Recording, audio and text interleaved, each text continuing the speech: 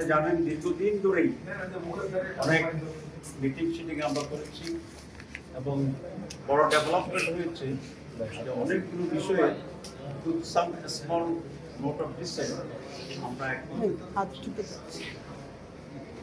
Note of ডিসেন্টের ব্যাপারে মাননীয় বিজ্ঞ আইজিপি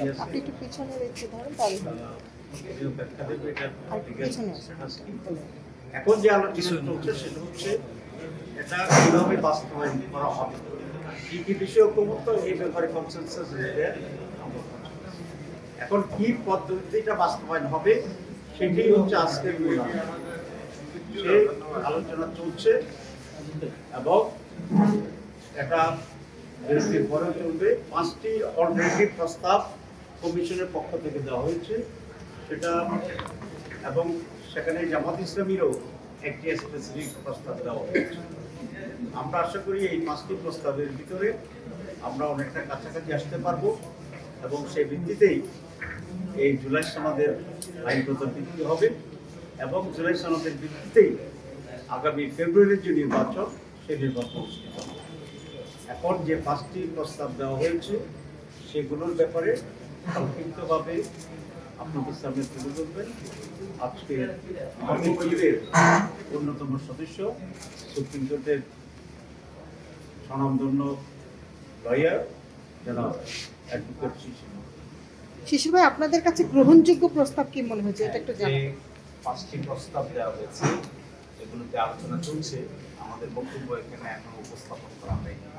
আমরা যে প্রস্তাব বলেছি স্পেসিফিক্যালি সেই প্রস্তাবটি হলো একটি বিশেষ সাংবিধানিক আদেশ জারি করা, অর্থাৎ ঐকমত্য কমিশন যে সমস্ত বিষয়ে একমত পোষণ করেছেন সেই বিষয়গুলো যেগুলো সংবিধানের সঙ্গে সাংঘর্ষিক সেগুলো একটি স্পেশাল সাংবিধানিক আদেশ জারি করে স্পেশাল সাংবিধানিক আদেশকে ওই ক্ষেত্রে শুধুমাত্র ওই ক্ষেত্রে সংবিধানের উপর পালন করা, বাকি সব ক্ষেত্রে সংবিধান যেমন আছে তেমনই থাকবে।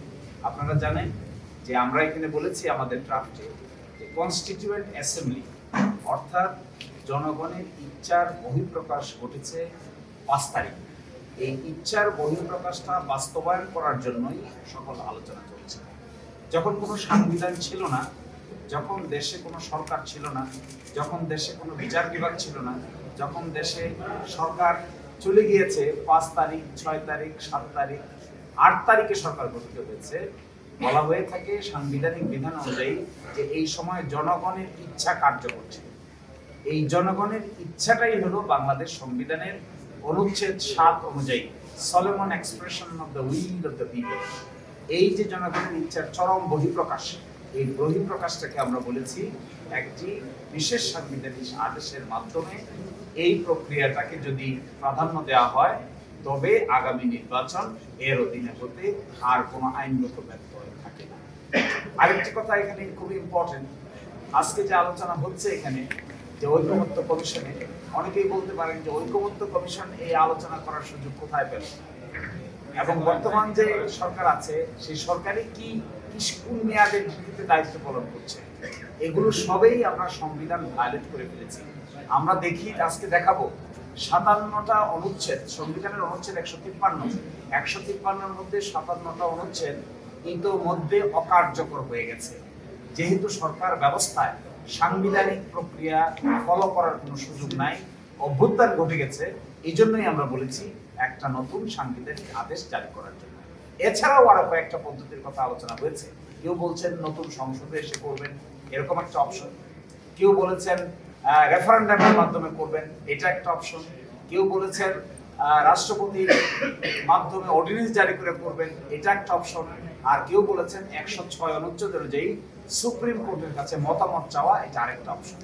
এই 5টা অপশনের মধ্যে আমরা যে অপশন নিয়ে আজকে আলোচনা করেছি, ড্রাফট জমা দিয়েছি এবং আলোচনা করব, সেটি হলো বিশেষ সাংবিধানিক আদেশ জারি করে আগামীতে সংবিধানের উপরে বিশেষ সাংবিধানিক আদেশকে প্রাধান্য দিয়ে সেটা 5 আগস্ট থেকে কার্যকর দেখানো, তবেই সেটা সংবিধানের যে সমস্ত ভ্যাকুয়াম এখন দেখা যাচ্ছে এই ভ্যাকুয়ামগুলি ফুলফিল করে সম্মুখ পানে অগ্রসর হওয়া সম্ভব।